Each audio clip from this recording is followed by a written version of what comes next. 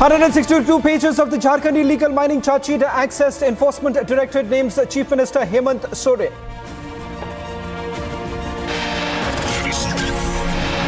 ED charge sheet mentions proximity to the Chief Minister. Charge sheet filed against Soren aide Pankaj Mishra. Massive drug haul in Mumbai, 20 tons of heroin seized. Massive political face-off as Yogi government orders survey of Waqf properties within a month.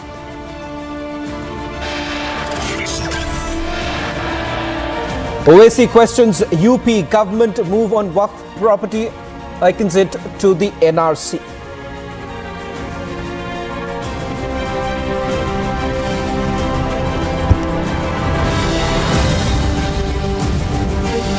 Hello and welcome. You're watching This Is Exclusive with me, Shavin. And two big stories that we are getting for you tonight. One is that political link that was being talked about all this while, but now it's in black and white. The Enforcement Directorate has finally filed a charge sheet under the Prevention of Money Laundering Act before a Ranchi court against close representatives, close aides of Jharkhand Chief Minister Hemant Soren. In fact, in the charge sheet, and I'm quoting, they call one of the accused as a representative.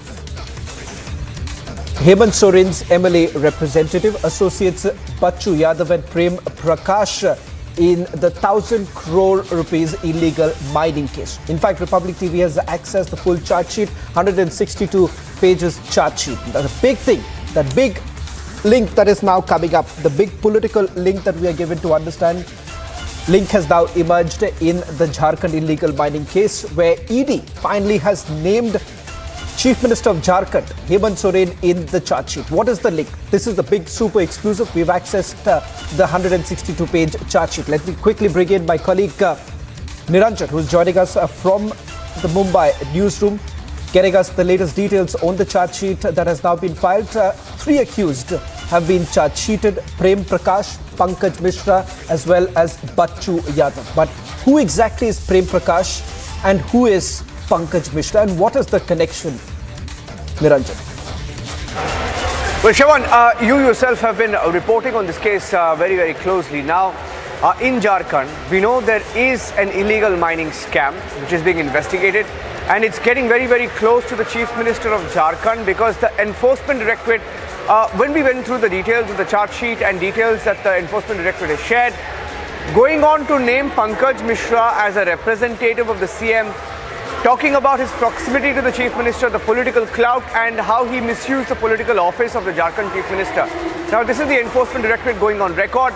I'm going through some of the details also available with us, and this is the same Pankaj Mishra which the Enforcement Directorate in its charge sheet says was controlling, quote-unquote, controlling the entire illegal, or rather the mining business and the mining monies and the permissions, licenses, etc. in Jharkhand. So basically, in short, representative of the Chief Minister was controlling the entire mining operations of Jharkhand. And you know the kind of money that is involved in this case, Shawan. The Enforcement Directorate says thousands and thousands of crores of illegal mining. I don't think there's an exact number to it, but a conservative figure would put it at several thousand crores of losses from the illegal mining. Not just that, just to go through some of the details which also you're privy to, in the 162 pages of Jharkhand illegal mining charge sheet, they've named Hemant Soren. For the first time, perhaps the Enforcement Directorate, which is otherwise very, very, very careful, of course, have named Hemant Soren in the charge sheet. They have named him to say that Pankaj Mishra is the representative of the Chief Minister. So it's not entirely possible that he was, operating without the permission of the Chief Minister of Jharkhand. Not just that, they're talking about the different versions. JMM Treasurer revealing that the Chief Minister of Jharkhand directed Pankaj Mishra to directly hand over the funds coming from Santal Parganas, from stone mining and sand mining business to Prem Prakash. So you see, this is his party. This is the Soren party. Jharkhand Mukti Morcha treasurer saying the Chief Minister directed Pankaj Mishra, who the Enforcement Directorate claims is the representative of the Chief Minister. This is part of the charge sheet. It's documentary evidence, Shravan. So I think it makes it all the more serious. The direct link is also mentioned. I don't know how the Chief Minister is going to wriggle out of this one. The Chief Minister, who, by the way, also faces disqualification for giving himself a mining license in Jharkhand. Well, in fact, we're getting in one more breaking news on this. The Enforcement Directorate has basically recorded the statement of the former treasurer of JMM, who has made that startling revelations. In fact, it is the Chief Minister, according to this particular charge sheet that has been accessed by Republic TV, in which they make a mention that the CM directed Pankaj Mishra to directly hand over the funds coming from the Santhal Parganas from stone mining and sand mining businesses to Prem Prakash. JMM Treasurer said that Prem Prakash is very close to Hemant Soren and Amit Agarwal, and that Pooja Singhal, one of the bureaucrats who was arrested in another case, was given the additional charge of the mining secretary due to proximity with Amit Agarwal. Niranjan, before I just come to you, I've pulled out the part in the charge sheet which makes a clear mention of the role of the accused and the links that have emerged with the Chief Minister. This is page number 109 of the charge sheet, which we can just cut out right away, and where there is a clear mention that what is it that the Enforcement Directorate has essentially found during the investigation. It turns out that they have recorded the statement of the former treasurer of the Jharkhand Mukti Morcha. Let's just cut across to this particular document that we have accessed, page number 109. I'll ask our producers to cut to that particular page, where we are specifically looking at the references that have been made by the Enforcement Directorate to the Chief Minister. Where exactly is the link, and what is it that they have found so far? Take a look at this. This is what the Enforcement Directorate says, and I'm quoting from the charge sheet. During the course of the investigation, statement of Ravi Kumar Kejriwal, who was the earlier treasurer of JMM, was recorded on 21st. In his statement, he stated that while working as the treasurer JMM, one day he was present in the office of the Chief Minister when the CM directed Pankaj Mishra to directly hand over the funds coming from the Santhal Parganas from the stone mining and sand mining business to Prem Prakash. It was also discussed further that Prem Prakash will hand over the funds to Amit Agarwal. He stated that Prem Prakash is very close to Hemant Soren and Amit Agarwal. There's one more reference to the Chief Minister here, in which the Enforcement Directorate says, quoting Ravi Kumar Kejriwal, treasurer of JMM, saying that Prem Prakash is very close to Hemant Soren and Pintu Abhishek Prasad and has developed good relation with them in the last couple of years. That's the big development coming in. Clear references being made to the Chief Minister of Jharkhand. Remember, all this while, the Chief Minister has distanced himself, saying that there is no link whatsoever, that these are baseless allegations that have been leveled against him. But we are simply quoting what the Enforcement Directorate had to mention in the charge sheet that has been filed. We're getting in some more. The third big breaking news coming in right now.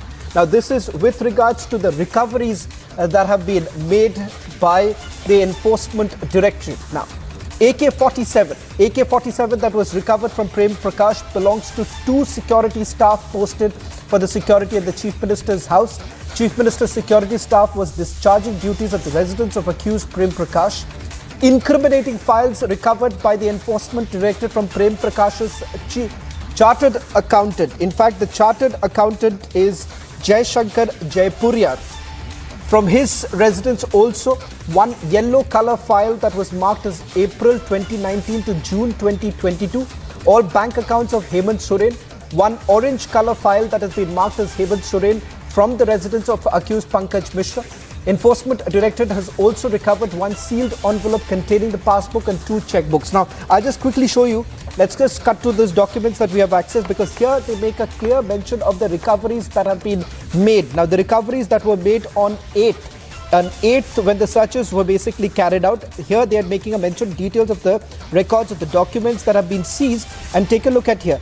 Shankar Jaipuriyar, it's from his residence that these documents were recovered. Who is Jayaprakash Jaipuriyar? Jayaprakash Jaipuriyar happens to be the chartered accountant to Prem Prakash, who is an accused in this particular case.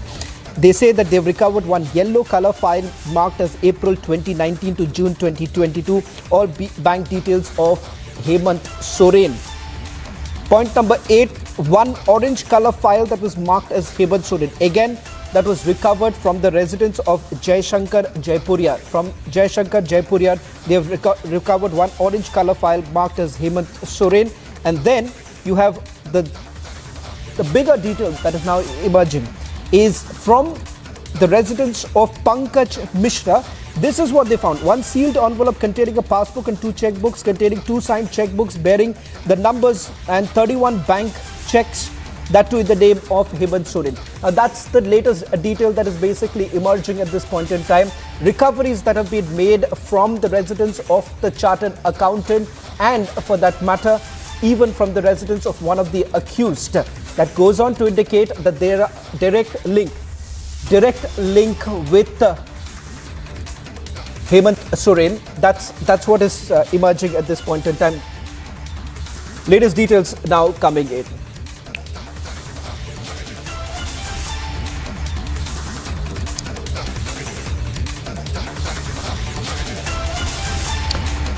Getting you some more breaking updates now from the national capital, where the Delhi Police Special Cell has had a fantastic run as far as the drug busts in the national capital and in other parts of the country is concerned.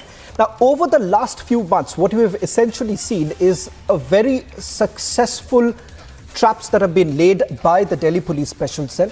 In fact, earlier today, Delhi Police Special Cell revealed that a container having more than 20 tons of licorice coated with heroin was seized from Jawaharlal Nehru Port Trust in Mumbai. It is one of the biggest seizures of drugs. Now, licorice is a herb that grows in parts of Europe and Asia. The seizure was made by the Delhi Police Special Cell. The total quantity of the seized heroin coated with licorice, weighing about 22 tons, is around 345 kilograms. The value of the heroin drugs is around 1,725 crore rupees in the international market.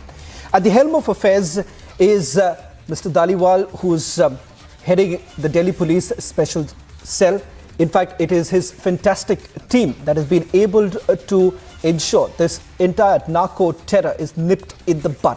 Now, this is not the first time that Mr. Dhaliwal's team has been able to carry out this successful run. Mr. Dhaliwal, thank you very much for speaking to Republic TV. In fact, just about a few days ago, Mr. Dhaliwal, Republic Media Network had focused on the drug busts that were made by your team, in which we were given to understand that there are larger links that are basically emerging, especially given the fact that this is turning out to be a transnational racket. I want you to focus and tell our viewers in terms of the drug bust that has been made today and what's the significance of it. See, this is very significant from 2 dimensions. One, the international tentacles of this. See, the person who originates is an Afghan and goes by the name of Hemant Shah. He's based in Pakistan presently, and of course the drug originates from Afghanistan, and the company which consigns this shipment is based in Dubai. It is routed through another country's port, and the methamphetamine, the consignment, it comes to Chennai port. It comes last year, around 1.5 years back, and it docks at Chennai port for almost a year before it is transported to Lucknow. And our team, around 2 weeks ago, we intercepted this while it was being transported to Delhi border near Kalindi Kunj. The second consignment which we have managed to track and detect and of course get it after taking all the approvals to our New Delhi Special Cell is the consignment of licorice, as you already mentioned, This is 20 tons of licorice which came from again Afghanistan, and it was coated with the heroin. The earlier thing was methamphetamine, and this is heroin, and the syndicate behind them is same. And the two Afghan nationals which we arrested earlier, one was Mustafa Staniksai and second was Rahimullah Rahimi. At their instance, the meth was also recovered, and that seizure also had element of heroin in it. So 10 kg of heroin also seized along with that drug bust. This drug bust is only of heroin, which is coated on licorice. So it's a very I would say a very large volumes of drug, and that is the second important part of it. And if we really look at it, how they are trying to change the receiving port. In the case of meth, it was Chennai port. In the case of heroin, this is JNPT in Mumbai. And this also shows that, you know, how dynamic, how fluid, and how mutating all this is. Mr. Dhaliwal, can I then focus a little bit about the fact that the fear of narco terror, the fact of the matter is that there is a high possibility that the fund that is essentially generated from these consignments being sold would essentially be used for terror-related purposes.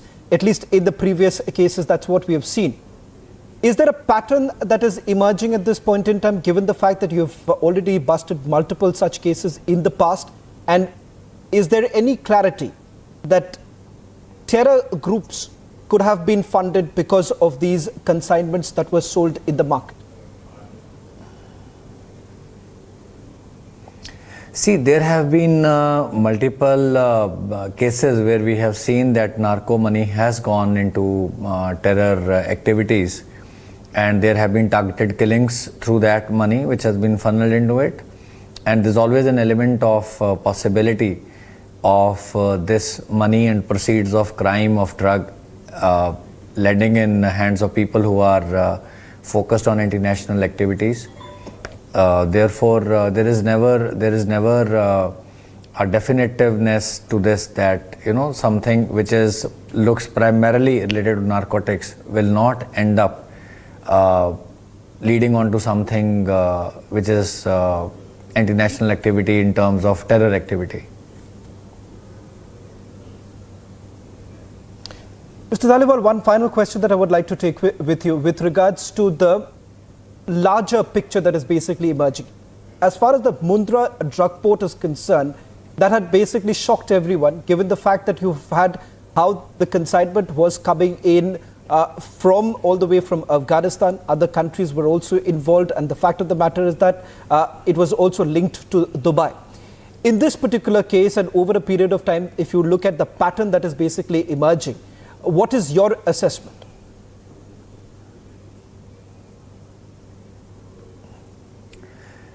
See, different ports are being used, and the drug is also concealed in different ways. You know, there is always a new element, new dimension every time we catch something. We find the next time, you know, the peddlers, the people who are at the helm of affairs of this cartel, you know, they would always try to innovate and find new ways to smuggle it into the country.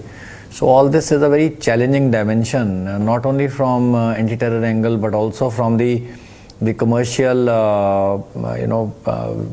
value and gains to such people involved in this trade. And also, I would say the most important part is the way the youth is being targeted. And, there is always a certain section of young people who are vulnerable to such influences. And all these big seizures, of course, go in a long way in preventing loss of precious lives. Well, thank you very much, Mr. Dhaliwal, for speaking to Republic Media Network. Once again, on behalf of all our viewers, would like to congratulate you and your team for that fantastic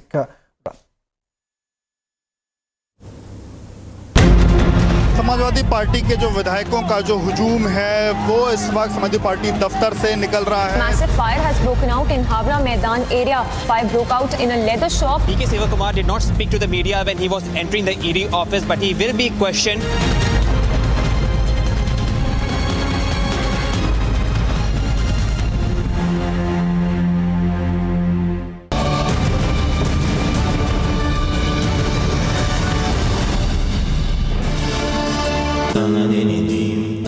Amity has been ranked among the top universities globally for producing the most employable graduates by the Times Higher Education UK. Yet another testimony to Amity's excellent placement record. दूसरों की खुशी में अपनी खुशी देखने वाला राजू श्रीवास्तव भैया नहीं रहा। मुझे पता है ये समाचार देश में बहुत लोगों को व्यथित करेगा, मगर हम सभी जानते हैं काफी दिनों से वो अस्पताल में जीवन और मौत से जूझ रहे थे। बहुत कोशिशें की गईं, लेकिन हम उन्हें बचाने में असफल रहे। मैं प्रार्थना करता हूं प्रभु से कि राजू भाई को अपने श्री चरणों में स्थान दें और उनके जितने चहेते हैं उन सभी लोगों को ये दुख बर्दाश्त करने की शक्ति दें।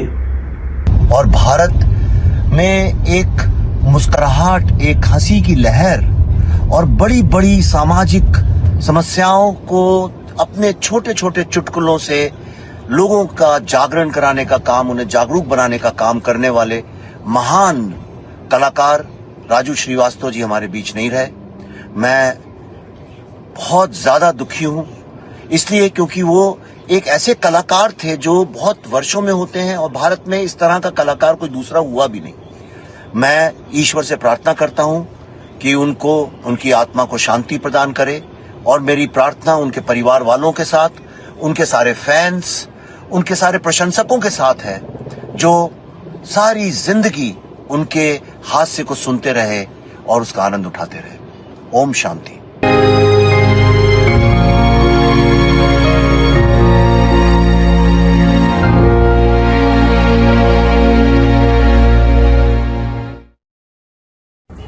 दोस्तों, कोरोना के बचाव का संदेश हर एक के मोबाइल पे अमिताभ बच्चन की आवाज में आता था। मैंने सोचा शशि कपूर होते, अगर वो इसको बोलते तो कैसे बोलते। आपको तो पता ही है कि आज हमारा देश कोरोना की चुनौती झेल रहा है। कोरोना अभी खत्म नहीं हुआ है। 2 गज की दूरी है बड़ी जरूरी। इसलिए थोड़ा सा मास्क पहनिए, हाथ धोते रहिए, थोड़ा सा घर में रहिए, और तो कुछ आपसे नहीं मांग रहे हैं। जब तक नहीं दवाई नहीं होनी चाहिए कोई ढिलाई। दोस्तों, अगर इसी को विनोद खन्ना से कहलवाते तो आहा, तो तुमको तो ये पता है।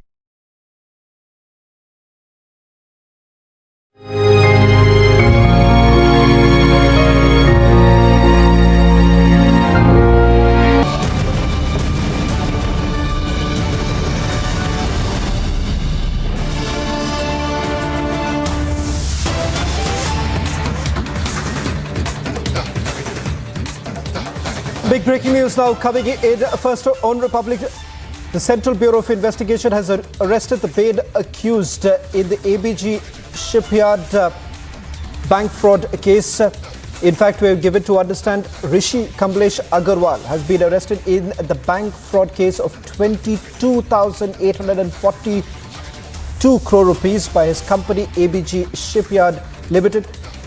In the FIR, Rishi was named as the main accused. Remember, this is one of the biggest bank fraud case that has been registered by the Central Bureau of Investigation, in which they had booked ABG Shipyard Limited and its former chairman and managing director Rishi Kamlesh Agarwal, along with others, for allegedly cheating a consortium of banks that were led by the State Bank of India of over 22,482 crore rupees. That's the latest that we're getting in. First on Republic, a confirmation coming in. ABG Shipyard CMD has now been arrested by the CBI. That's all that we could pack in this edition of This Is Exclusive. On the other side, news and updates continue.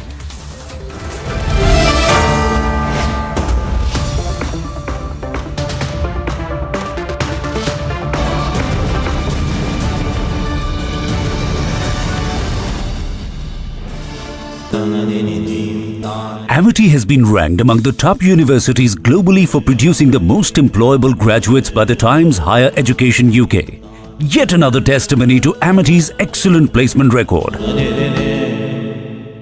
और भारत में एक मुस्कुराहट, एक हंसी की लहर और बड़ी बड़ी सामाजिक समस्याओं को अपने छोटे छोटे चुटकुलों से लोगों का जागरण कराने का काम, उन्हें जागरूक बनाने का काम करने वाले महान कलाकार राजू श्रीवास्तव जी हमारे बीच नहीं रहे। मैं बहुत ज्यादा दुखी हूं, इसलिए क्योंकि वो एक ऐसे कलाकार थे जो बहुत वर्षों में होते हैं और भारत में इस तरह का कलाकार कोई दूसरा हुआ भी नहीं।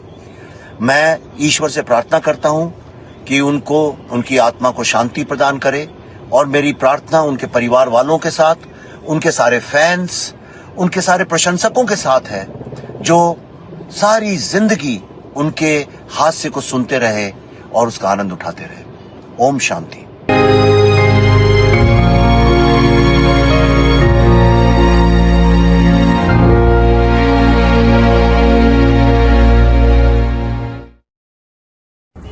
दोस्तों, कोरोना के बचाव का संदेश हर एक के मोबाइल पे अमिताभ बच्चन की आवाज में आता था।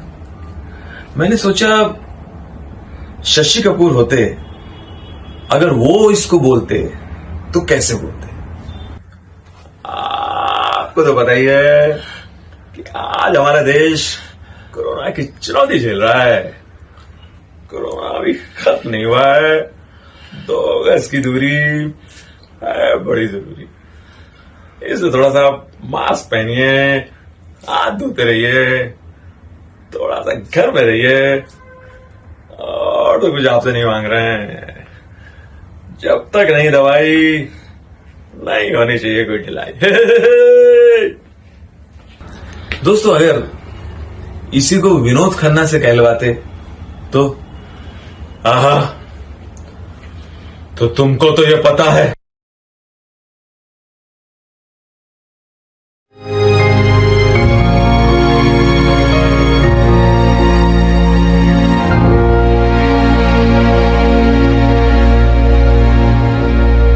Also, what's making news across the globe? A bipartisan group of mayors said that whatever political differences they might have, they are united in fighting against recent voting restrictions enacted in some Republican-controlled states that they view as an attack on democracy.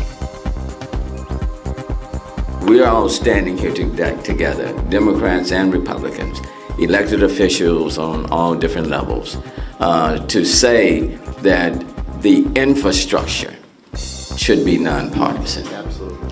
The campaigns can go and do what they do, but the infrastructure, our democracy, is nonpartisan. And when that happens, then I think Samajwadi party के जो विधायकों का जो हुजूम है वो इस वक्त समाजवादी पार्टी दफ्तर से निकल रहा है। Massive fire has broken out in Havra Maidan area. Fire broke out in a leather shop. DK Sivakumar did not speak to the media when he was entering the ED office, but he will be questioned.